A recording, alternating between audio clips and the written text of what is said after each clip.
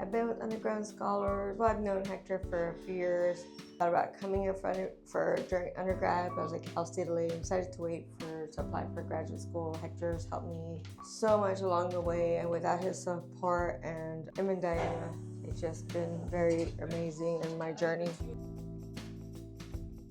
We're heading to the car because we're heading to the Social and Behavioral Sciences Gateway where Dr. Cauffman is at. I am nervous, excited. Dr. Cauffman's work has been huge. Many people I know have been affected by it. So she's done a lot of good in the community. She has managed to find implications that changed policy, laws on how juveniles are sentenced since they're minors. I think everything about her research, she's done so much, made such an impact. She's just done such amazing work. Her research is really inspiring, and I'd like to be able to eventually make a change myself.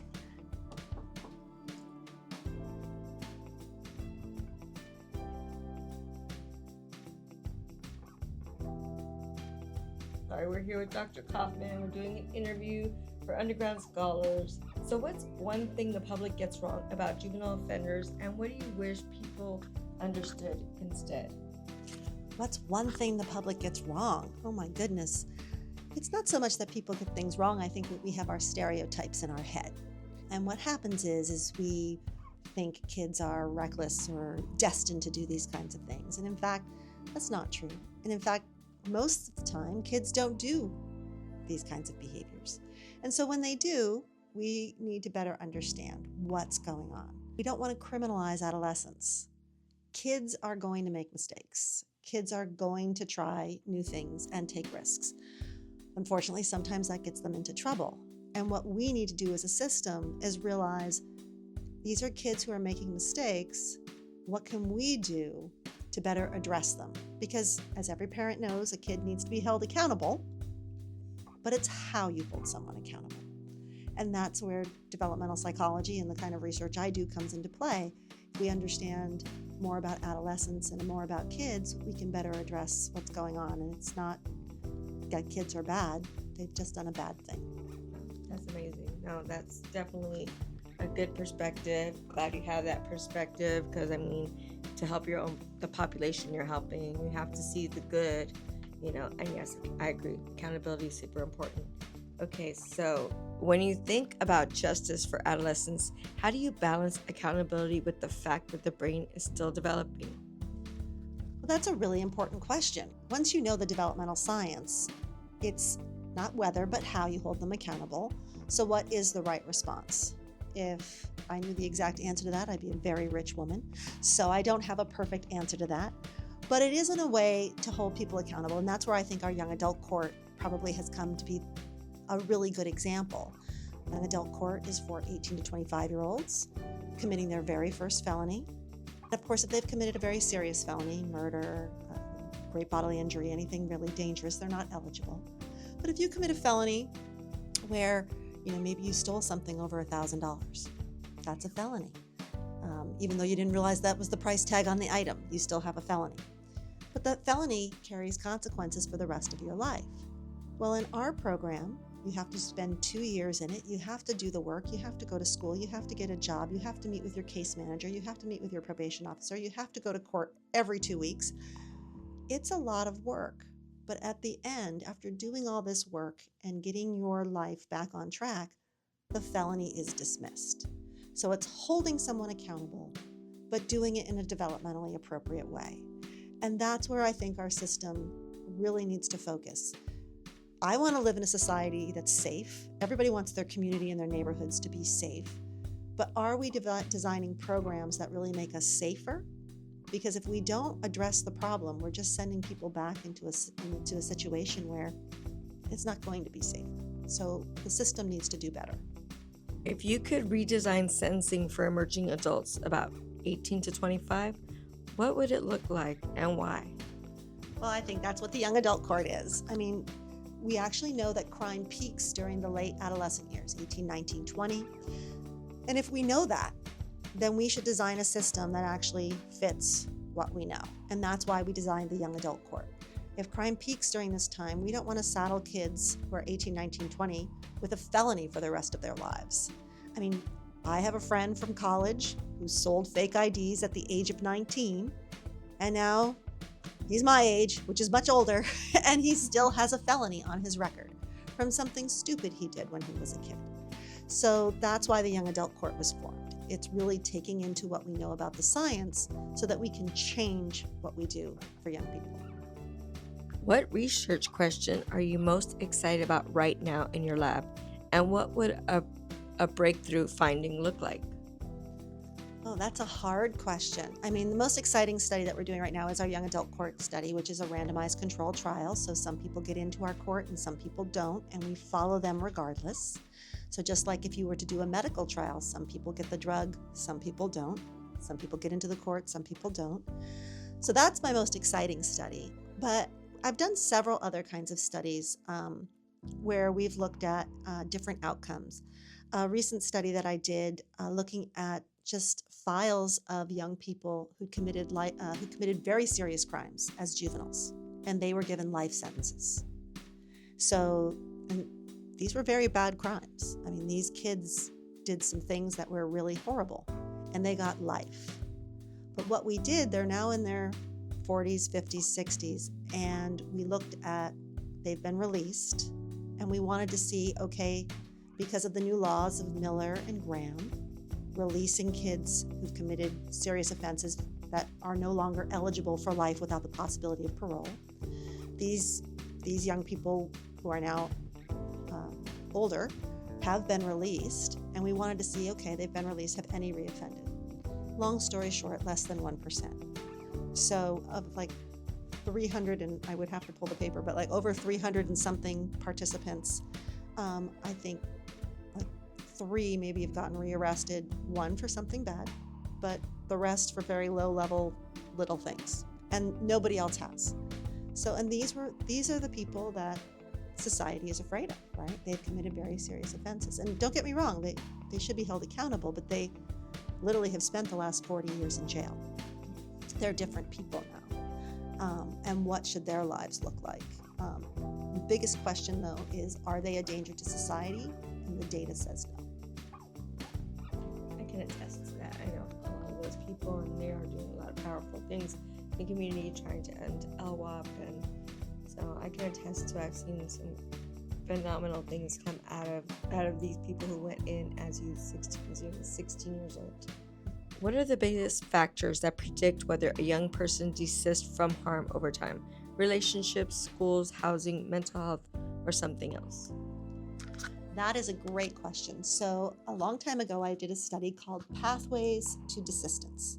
So we could sit and come up with all the factors that gets kids into crime, right? What are all the risk factors? Why do kids commit crime? And we could generate all of those. But what gets kids out? What about kids who commit very serious crimes? Do any of those kids stop? Well, we actually did a 7-year study on just that question.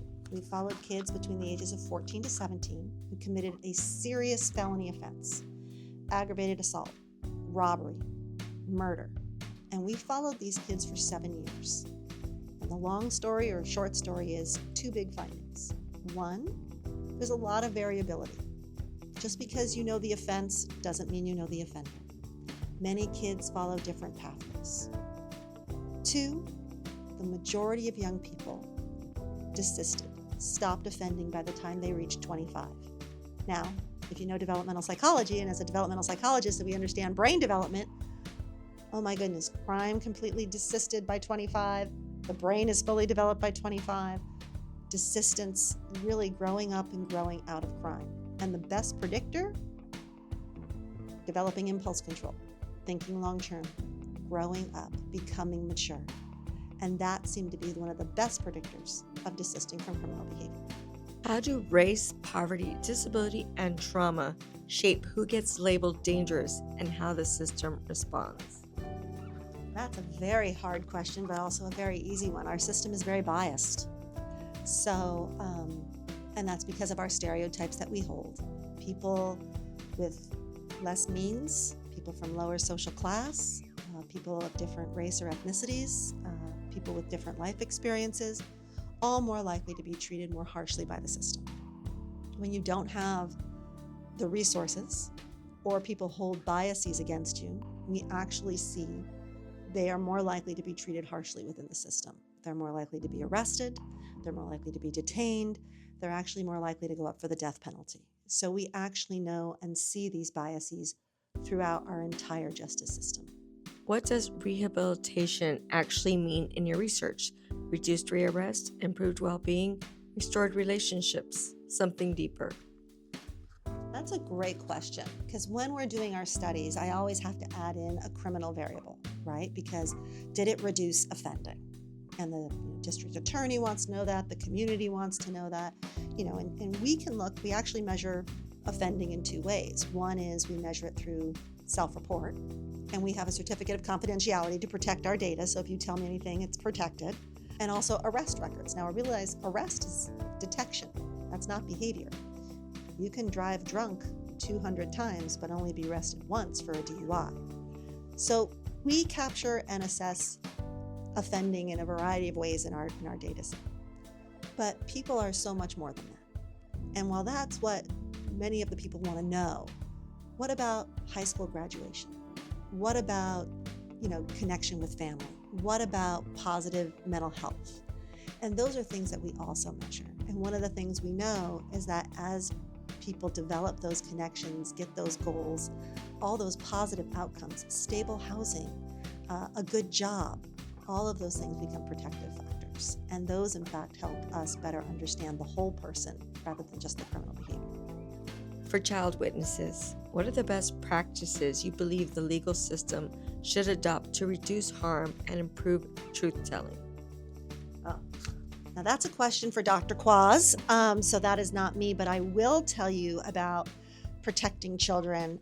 One of the things we know from the developmental science here in California is a Senate bill went forward that now protects young people from 14 to 17 if they get stopped by the police at night.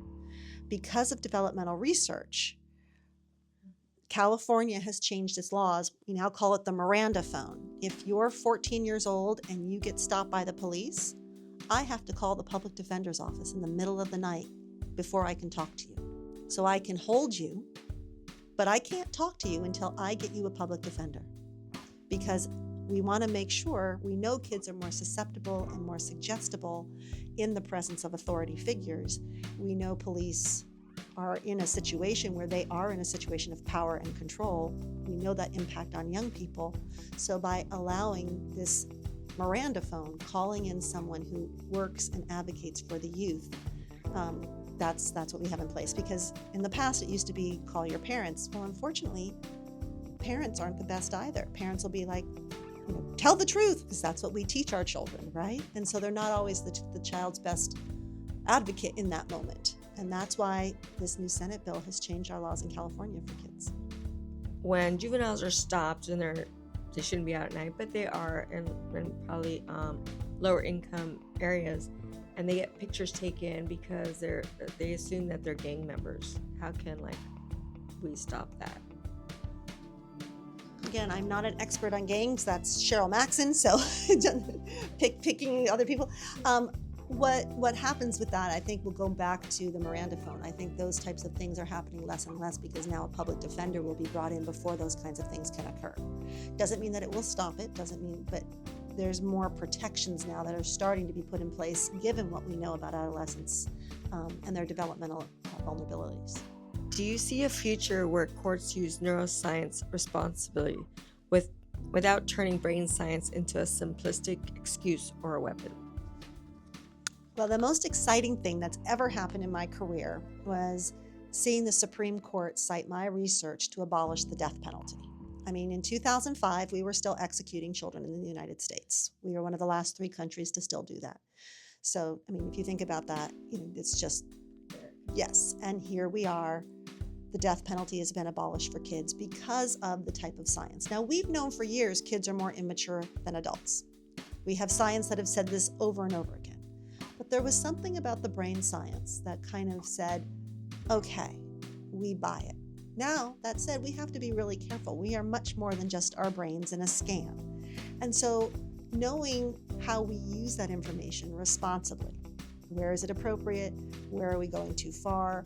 Right now with the death penalty, should we move the death penalty up to age 21? The American Psychological Association is arguing, given that we know the brain continues to 25, should we raise the death penalty age? Right now, at the age of 18, you can be executed. Should that be changed? This is how science can be used. We should push and challenge policies and practices, not because of our beliefs, not because of a knee-jerk reaction of something that happened, but what do we know from science that's good practice that we can be like, hey, if we're going to make this decision, this is what we're going to base it on. And that's where I think science is the most important. For students considering a PhD, what makes a great research collaborator in your lab, and what skills or mindsets do you look for? First off, I love all my students, and I have amazing undergraduates in my lab. I have amazing graduate students, postdoctoral fellows, so I'm very fortunate to work with amazing students. To be honest, what makes an amazing student has nothing to do with, what grade you got on a test or what you did here or there. It has to do with, do you have the drive and ambition, the curiosity, and the work ethic? Because this is hard work. This isn't something you just do on the side. So these are students who are working hard, motivated by the topic, but also creative, challenging, questioning, wanting to do more. And I think that's what makes somebody a really good student, and to be honest, makes us all good. It's what makes me a good professor. Never settling and saying, this is the answer, I'm done. Always wanting to do more and always wanting to push to better understand what's happening. So what question do you wish interviewers would ask you, but almost never do?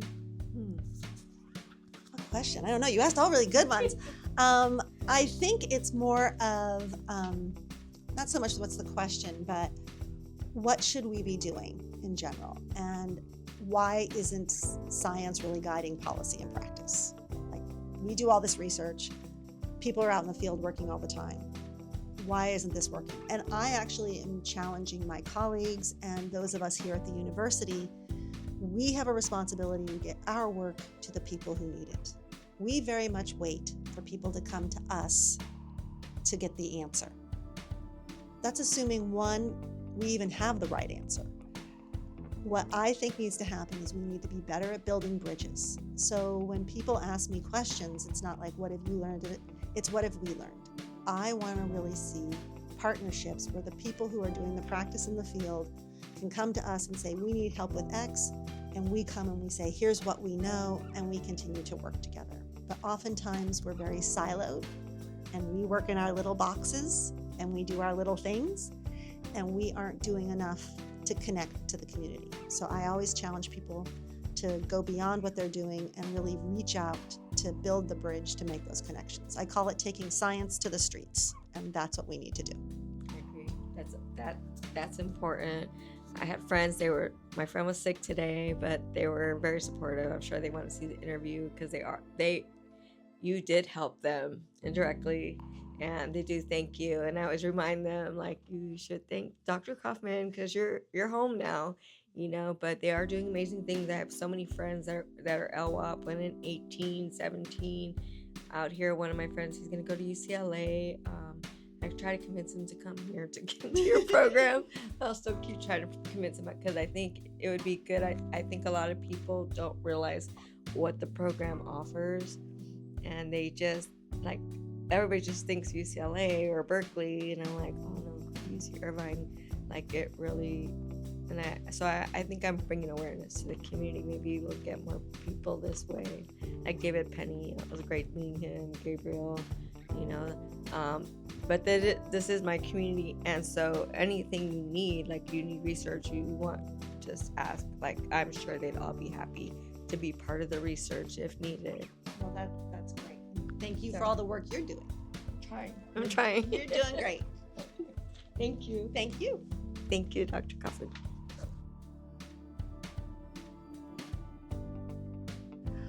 All I can say is you guys are amazing. Look, anybody can do anything, but you've already done more than anybody else because you've taken a risk and a challenge and you're stepping up and above beyond what anybody is expecting. And you're showing up and saying, I can do this, I'm going to do this. And I am just super proud of all your hard work and for showing everyone you can do it. So congratulations for all your hard work and keep going. Don't ever stop.